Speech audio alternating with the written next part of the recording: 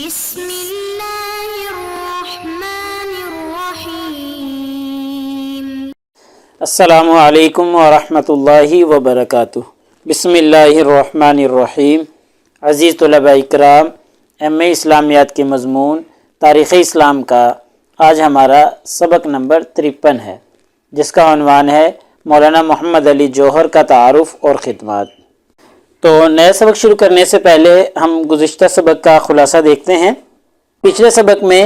ہم نے سید ابو الاعلی مودودی رحمہ اللہ کے مختصر حالات زندگی کے حوالے سے گفتگو کی تھی، اور حالات زندگی میں جو عمومی چیزیں ڈسکس کی جاتی ہیں ان میں ولادت، حصول علم اور جماعت اسلامی کی بنیاد، تصنیف و تالیف، شاہ فیصل ایوارڈ اور وفات وغیرہ کے حوالے سے ہم نے گفتگو کی تھی۔ ایسے ہی ہم نے ان کی سیاسی اور ملی خدمات کا تذکرہ کیا تھا، اور خدمات میں اشاعت دین، تحفظ دین، نفاذ اسلام کی کوششیں اور خدمت خلق وغیرہ کے حوالے سے ہم نے گفتگو کی تھی کہ خدمت خلق میں تعلیمی ادارے قائم کر رکھے ہیں، ہسپتال اور ڈسپنسری قائم کر رکھی ہیں جو کہ مخلوق کی خدمت کر رہی ہیں۔ تو آج کے اس سبق میں انشاءاللہ ہم مولانا محمد علی جوہر کے مختصر حالات زندگی دیکھیں گے، اور مختصر حالات زندگی میں ان کی ولادت کے حوالے سے گفتگو کریں گے، ان کی ابتدائی تعلیم کے بارے میں تبصرہ کریں گے، اور ان کی اعلیٰ تعلیم کے حوالے سے انشاءاللہ ہم گفتگو کریں گے۔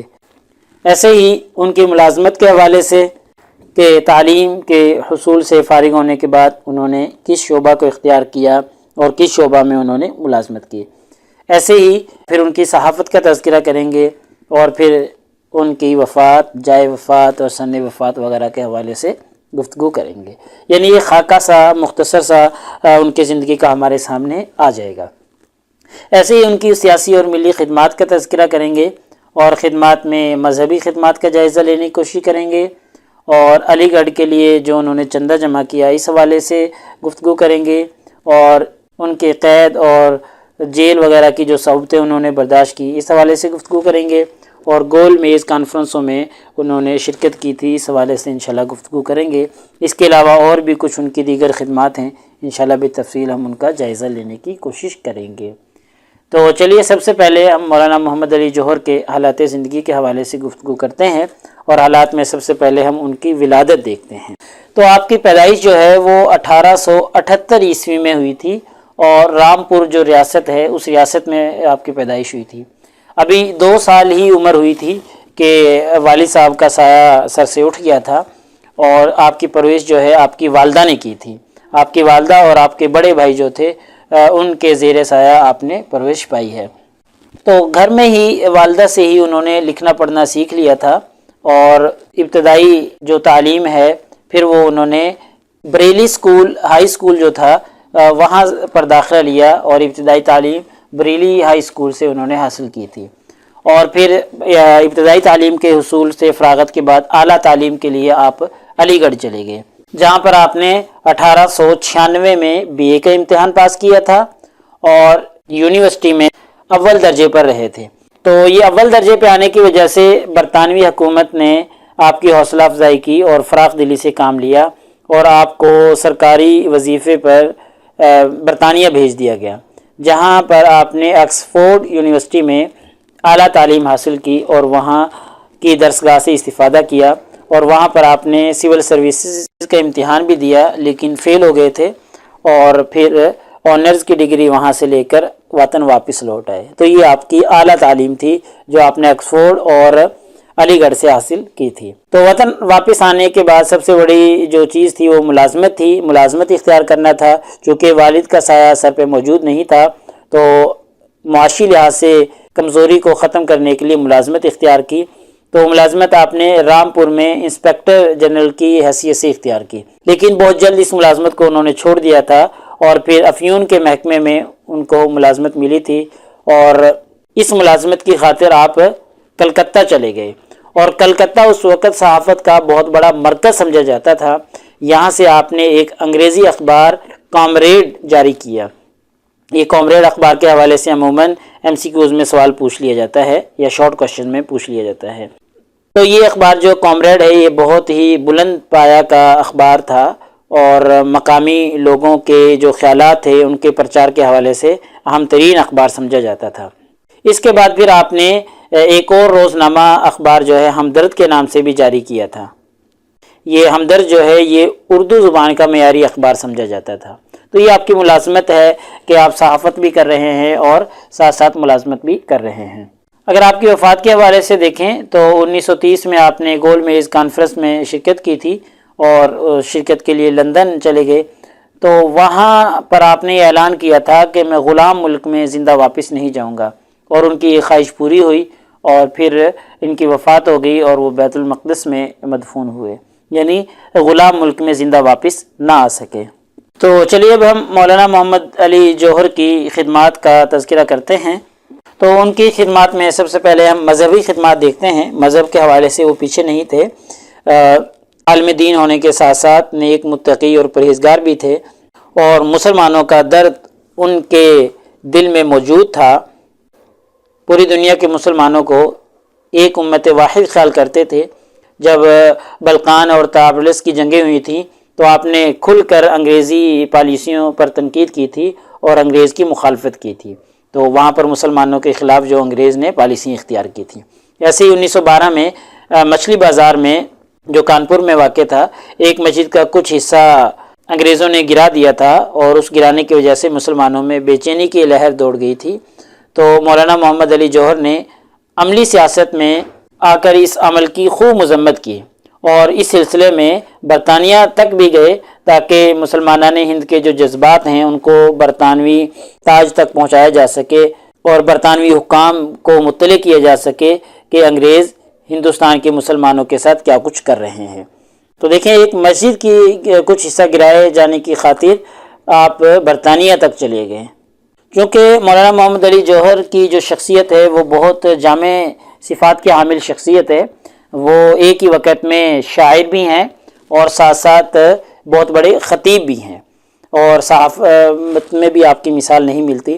تو خطیب ہونے کی وجہ سے جب علی گڑھ کو یونیورسٹی میں تبدیل کیا جا رہا تھا تو اس کے لیے چندہ کی ضرورت تھی، تو مولانا محمد علی جوہر چونکہ اسی ادارے سے پڑھے ہوئے تھے، اس لیے اس ادارے کے بارے میں ہمدردانہ جذبات رکھتے تھے، تو اس کی خاطر انہوں نے اپنے اخباروں میں، اپنی تقریروں میں خوب واضح کیا کہ علی گڑھ کے لیے چندہ جمع کروایا جائے، اور اس چندہ جمع کرنے کے معاملے میں آپ نے اپنے بھائی مولانا شوکت علی کی مدد بھی حاصل کی، اور انہیں بھی یونیورسٹی کے لیے چندہ حاصل کرنے پر مائل کر لیا تھا۔ تو جب آپ کی تقریروں اور آپ کی تحریروں سے لوگ متاثر ہوئے اور انہوں نے پھر علی گڑھ کے لیے چندہ جمع کروایا، تو اسی دوران آپ کی جو سیاسی سرگرمیاں تھیں اور آپ کی جو تقریر اور آپ کی جو تحریر تھی وہ انگریزوں کے لیے ناقابل برداشت ہو گئی۔ تو پہلی جنگ عظیم بھی اس وقت شروع ہو چکی تھی، تو اس لیے مولانا محمد علی جوہر اور ان کے بھائی کو نظر بند کر دیا گیا، تو جس کی وجہ سے وہ جیل اور قید کی صعوبتیں برداشت کرنے لگے۔ اور جب پہلی جنگ عظیم شروع ہوئی تھی تو اس وقت مسلمانوں کے جو جذبات تھے، ہم پیچھے پڑھا ہے کہ وہ ترکی کے ساتھ تھے، تو مولانا محمد علی جوہر نے کامریڈ میں ایک اداریہ لکھا جو کہ برطانوی اخبار دی ٹائمز کے جواب میں تھا۔ برطانوی اخبار دی ٹائمز نے ترکی کے مستقبل کے بارے میں ایک اداریہ لکھا تھا، تو اس کے جواب میں مولانا محمد علی جوہر نے کامریڈ میں اداریہ لکھا اور اس کا جواب دیا، تو جس کی وجہ سے انگریزوں نے اس ادارے کو ایک باغیانہ اداریہ تصور کیا، اور برطانوی حکومت نے اخبار کی ضمانت جو ہے وہ ضبط کر لی تھی، اور دونوں بھائیوں کو، مولانا شوکت علی اور مولانا محمد جوہر علی، ان کو جیل بھیج دیا تھا، اور تقریباً 5 سال تک آپ دونوں بھائی جو ہیں وہ جیل میں رہے۔ اور 1920 میں جو تحریک خلافت اٹھی تھی، تو تحریک خلافت کے بارے میں جو وفد برطانیہ اور فرانس گیا تھا، تو اس وفد کی جو قیادت تھی وہ مولانا محمد علی جوہر کے پاس تھی، یعنی 1920 میں مولانا محمد علی جوہر اس وفد کو لے کر فرانس اور برطانیہ گئے تھے، اور لیکن اگرچہ اس وفد کے مقاصد پورے نہ ہو سکے تھے، لیکن یہ وفد واپس آیا اور مولانا محمد علی جوہر تحریک خلافت کے لیے زیادہ زور و شور سے پھر کام کرنے لگ گئے، اور بہت سی کانفرنسیں اور بہت سے جلسے کیے، اور انگریز حکومت کو منہ توڑ جواب دیا۔ اور ایسے ہی جامعہ ملیہ جو ہے وہ آپ نے قائم کیا، چونکہ شروع میں آپ علی گڑھ سے متاثر تھے اور آپ کے جذبات جو ہیں علی گڑھ کے لیے تھے،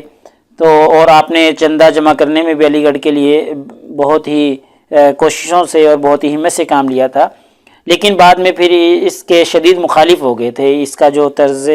عمل تھا یا اس کا جو کام تھا اس کے مخالف ہو گئے تھے۔ تو پھر علی گڑھ سے مایوس ہو کر آپ نے جامعہ ملیہ کے نام سے ایک تعلیمی ادارہ قائم کیا تھا، جو آج بھی موجود ہے اور کام کر رہا ہے۔ ہاں، اس ادارے کا یہ امتیاز ضرور ہے کہ اس میں جو پڑھانے والے پروفیسر ہیں وہ بہت کم تنخواہ پر کام کرتے ہیں۔ ایسی آپ کی خدمات میں ایک خدمت یہ بھی ہے کہ 1930 میں جب برطانیہ میں گول میز کانفرنسیں ہوئیں، ان کا انعقاد ہوا، تو مولانا محمد علی جوہر نے ان کانفرنسوں میں شرکت کی تھی، اور ڈاکٹر علامہ اقبال کے بارے میں بھی ہم پڑھ کر آئے ہیں کہ انہوں نے بھی ان کانفرنسوں میں شرکت کی تھی۔ تو یہ شرکت اسی لیے کی تھی تاکہ مسلمانوں کے تحفظ کی اور ان کے حقوق کے تحفظ کی بات کی جا سکے، اور مسلمانوں کے حقوق کو ضبط کرنے کا جو قانون پاس ہوگا یا جو آراء آئیں گی ان کا رد کیا جا سکے۔ تو اس لیے یہ ایک بہت بڑی خدمت ہے مولانا محمد علی جوہر کی کہ گول میز کانفرنسوں میں بھی وہ شریک رہے۔ تو یہ چند ان کی خدمات تھیں، البتہ اس کے علاوہ تفصیلی خدمات اور بھی ہیں، ایسے ہی ان کے مختصر حالات زندگی اور ان کی خدمات ہم نے دیکھ لی ہیں۔ تو لہٰذا ہمارے آج کے اس سبق کا خلاصہ یہ نکلا کہ آج کے اس سبق میں ہم نے مولانا محمد علی جوہر کے مختصر حالات زندگی کے حوالے سے گفتگو کی ہے، اور مختصر حالات زندگی میں ہم نے ان کی ولادت کے حوالے سے گفتگو کی ہے، ان کی ابتدائی تعلیم اور اعلیٰ تعلیم کے حوالے سے گفتگو کی کہ ابتدائی تعلیم انہوں نے بریلی ہائی اسکول سے حاصل کی تھی، اور اعلیٰ تعلیم کے لیے برطانیہ اور علی گڑھ کا رخ کیا تھا۔ ایسے ہی ملازمت کے حوالے سے گفتگو کی، پھر ہم نے ان کی صحافت کا تذکرہ کیا کہ جو انہوں نے اخبار نکالے اور تحریریں لکھی، ایسے ہی پھر ان کی وفات کے حوالے سے ہم نے تذکرہ کیا ہے۔ تو لہٰذا ایسے ہی ہم نے ان کی سیاسی اور ملی خدمات دیکھی ہیں، جن میں مذہبی خدمات کا ہم نے تذکرہ کیا ہے، علی گڑھ کے چندہ کے حوالے سے ہم نے گفتگو کی ہے، ایسے ہی جیل میں گئے، قید و بند کی صعوبتیں برداشت کی، ایسے ہی گول میز کانفرنسوں میں انہوں نے شرکت کی، اس حوالے سے ہم نے گفتگو کی ہے، اور ایسے ہی جو خلافت کا وفد تھا اس کے جو قیادت ان کے ہاتھوں میں تھی، اس قیادت کے حوالے سے بھی ہم نے گفتگو کی ہے۔ تو پیپر میں پوچھے جانے والے سوالات سے متعلق اگر ہم گفتگو کریں تو مولانا محمد علی جوہر کے حالات زندگی اور ان کے کارناموں پر مفصل بحث کریں، یا اسی طرح کی کسی بھی سٹیٹمنٹ کے ساتھ یا ان کی کسی ایک خاص خدمت کے حوالے سے بھی سوال پوچھا جا سکتا ہے۔ تو اگلے سبق نمبر 54 میں انشاءاللہ ہم اسی ترتیب سے چلتے رہیں گے، اور مولانا ظفر علی خان کا تعارف اور ان کی خدمات کے حوالے سے انشاءاللہ ہم اگلے سبق میں گفتگو کریں گے۔ جزاکم اللہ خیر۔ السلام علیکم ورحمۃ اللہ وبرکاتہ۔ اللہ پاک آپ سب لوگوں کا حامی و ناصر ہو۔ اگلے سبق تک اجازت چاہتا ہوں۔ اللہ تعالیٰ آپ سب لوگوں کو کامیابیاں اور ترقیاں نصیب فرمائے۔